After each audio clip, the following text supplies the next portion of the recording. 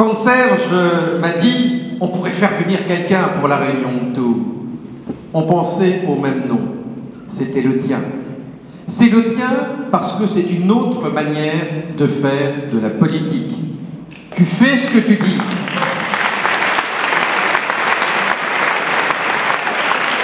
Tu dis ce que tu vas faire et tu t'engages. Et moi, j'ai vu Bruno Le Maire qui faisait partie des rares à droite à être contre le cumul des mandats. Et parce qu'il était contre le cumul des mandats et qu'il l'a voté, il ne cumulera pas les mandats, il a décidé de rester uniquement parlementaire. Un homme politique qui fait ce qu'il dit et qui dit ce qu'il fait. Alors en disant ça, je souris intérieurement. Parce qu'ici, on est dans une ville qui, pour l'instant, est encore, pour une douzaine de jours, à gauche. La gauche et son cortège de misère. La gauche de François Hollande, celui qui voyage en scooter. Et vous imaginez un peu, quand on fera l'histoire de France, on parlera du général de Gaulle qui est rentré dans l'histoire de France à la tête d'une colonne de blindés dans Paris, et on parlera de François Hollande qui aura quitté l'histoire de France à la tête d'un scooter par la porte de Clignancourt.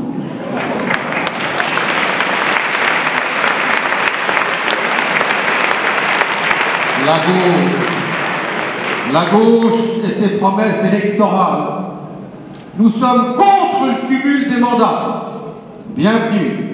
Ici, vous êtes dans la ville d'un sénateur maire dont le mouvement est contre le cumul des mandats, mais qui va récidiver.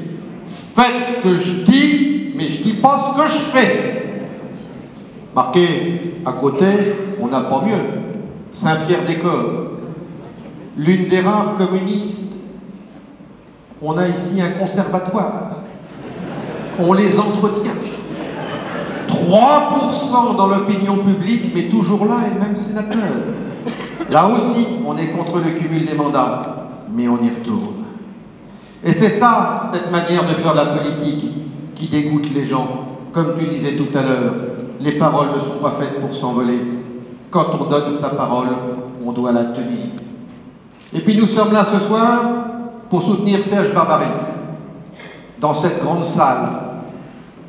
Cette salle qui, pour les réunions publiques, d'antan est orientée différemment, avec la grande tribune, là.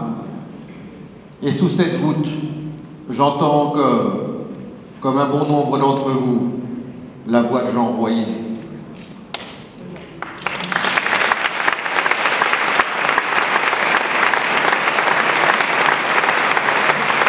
Une époque où l'homme s'était engagé pour une certaine conception de la politique. Et quand on pense à Jean Royer, quand on pense à ses rêves, quand on pense à ses réalisations, quand on pense à sa voix chaude, généreux, là, l'homme qui s'occupait des autres et qui avait à cœur de développer sa ville. Jean Royer, c'est la période où Tours vit et renaît. On regarde ce qui s'est passé depuis quelques années. On a fait un tramway, mais quelle ville ne l'a pas? Par contre, on a été foutu de terminer le périphérique. Du temps de Jean Royer, il y avait des rêves et des réalisations.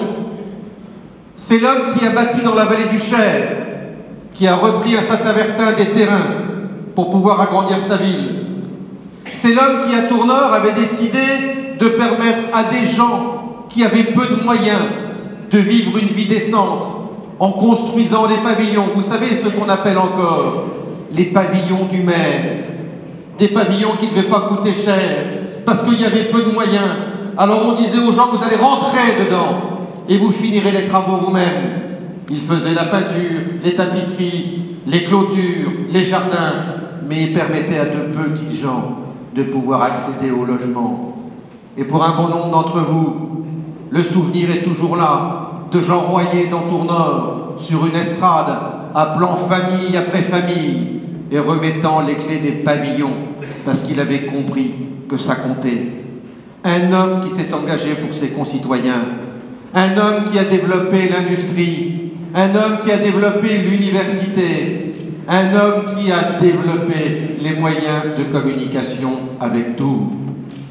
Eh bien, c'est dans cette lignée que s'inscrit Serge. Un homme qui ne vous parle pas d'emploi, mais un homme qui en a fait, un chef d'entreprise, qui a créé une 50aine d'emplois dans Tradutour, entreprise qu'il a fait naître et qu'il a poussé et emmené jusqu'au bout.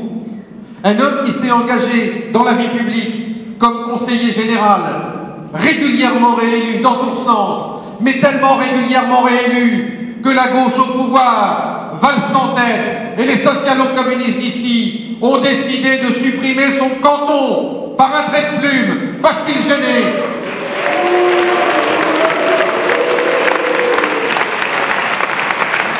Scandale d'une vie publique où l'on vous écoute au téléphone et on supprime les cantons et les circonscriptions de ceux qui sont menaçants et peuvent réussir.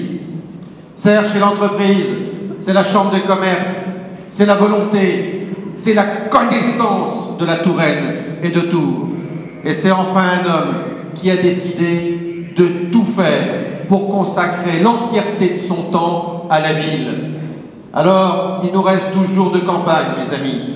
12 jours dans lesquels il est mobilisé, 12 jours dans lesquels sa liste est mobilisée, mais 12 jours dans lesquels chacune et chacun d'entre vous, vous devez vous sentir mobilisés, parce que la victoire, elle ne dépend pas que de lui, elle dépend aussi de nous.